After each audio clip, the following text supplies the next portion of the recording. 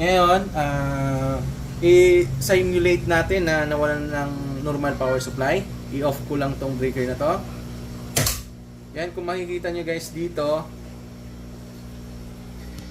yung toggle switch niya nakaturo na sa source B or yung emergency supply natin, which is itong source B.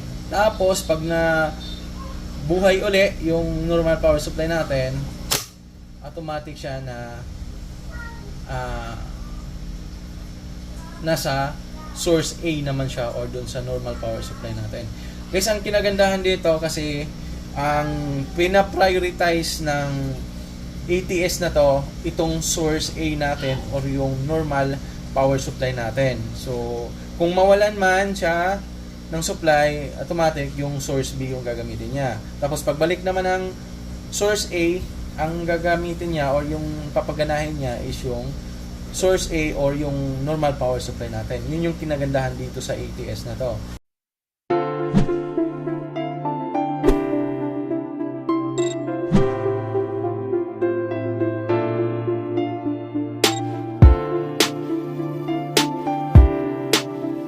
Hi guys, magandang araw, magandang tanghali, magandang gabi sa ating lahat. So, bali ngayon guys, may isa pa naman tayong project na natapos ngayon. So, bali, isi-share ko lang sa inyo guys kung ano ba yung ginawa natin dito. Ano yung mga materialis na ginamit natin dito. Tapos, ilang amperes ba to? Tsaka kung ano-ano yung mga ginamit natin dito guys. So, bali, ang ginawa natin ngayon is ATS. Ito. Or yung sinasabi natin na automatic transfer switch. Ngayon dito guys, sa box natin, gumamit tayo ng EBS na waterproof na box. McGill yung brand. Ang size nito is 400-300 by 160. Tapos naglagay na rin tayo ng indicator light para sa normal power supply at saka sa emergency power supply natin. At saka yung voltmeter at saka ammeter natin, naglagay na rin tayo.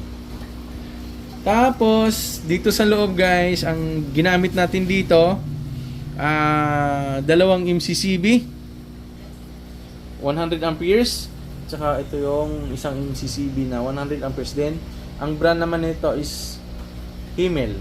Tapos, dito sa ATS natin mismo, ang ginamit natin dito is Koten na brand. Tapos, 100 amperes naman to. Tapos, dito guys, gumagamit tayo ng mechanical lugs. Kung makikita nyo, ito yung mechanical lugs natin, yan. Ito din, yan. So, lahat nilagyan natin ng mechanical lugs. So, base lang tayo guys sa kung ano yung materialis na available natin dito. Tapos,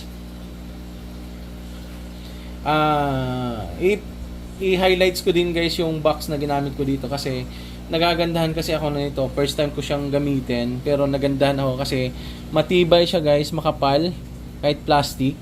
Yan, makapal. Then dito sa baba, ang kinagandahan niya may base plate na rin siya. So pag nag-set up tayo, hindi tayo mahirapan na mag-attach ng mga kailangan nating MCCB, yung ATS.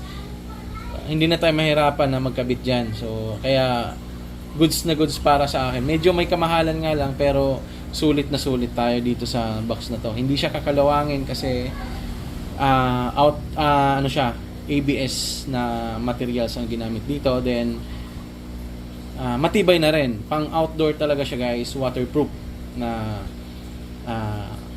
enclosure. Tapos ngayon, ang gagawin natin, i-testing na lang natin to guys para makita nyo rin kung paano siya gagana.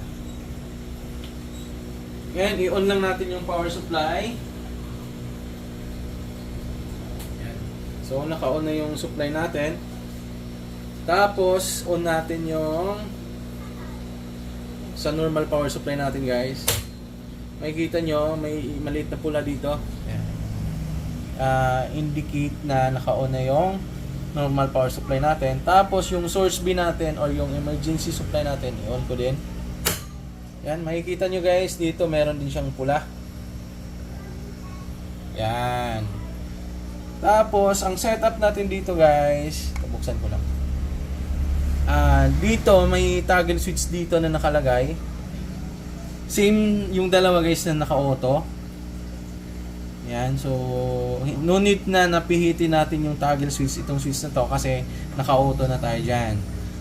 Okay, close lang natin guys. Ngayon, i-simulate natin na nawalan ng normal power supply. I-off ko lang tong breaker na to. Yan, kung makikita nyo guys dito, yung toggle switch niya nakaturo na sa source B or yung emergency supply natin, which is itong source B.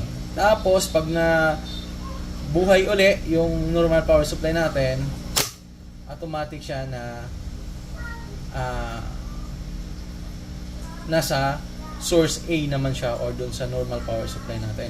Guys, ang kinagandahan dito kasi ang pina-prioritize ng ATS na to, itong source A natin or yung normal power supply natin. So, kung mawalan man siya ng supply, automatic yung source B yung gagamitin niya. Tapos pagbalik naman ng source A, ang gagamitin niya or yung papaganahin niya is yung source A or yung normal power supply natin. Yun yung kinagandahan dito sa ATS na to. If ever guys na gusto nyong setup is yung para sa solar, na gusto nyo i-priority yung solar na halimbawa tama naman yung voltahe ng solar nyo, so gumagana siya, pwede nyong pagpalitin. Kung dito nakakabit yung solar nyo, ilipat nyo lang siya dito para ito yung mangyayari, yung solar ang i-priority ng ETS. So ano pa ba?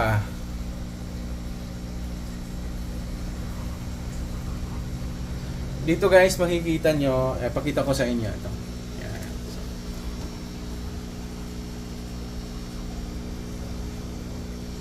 Halimbawa guys, nawala ng normal power supply, ang mangyayari, eto naka-off yung indicator light natin dito.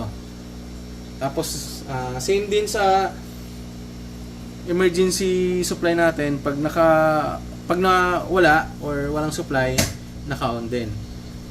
Since naka-off yung normal at saka yung emergency power supply natin, wala rin yung supply yung load side natin.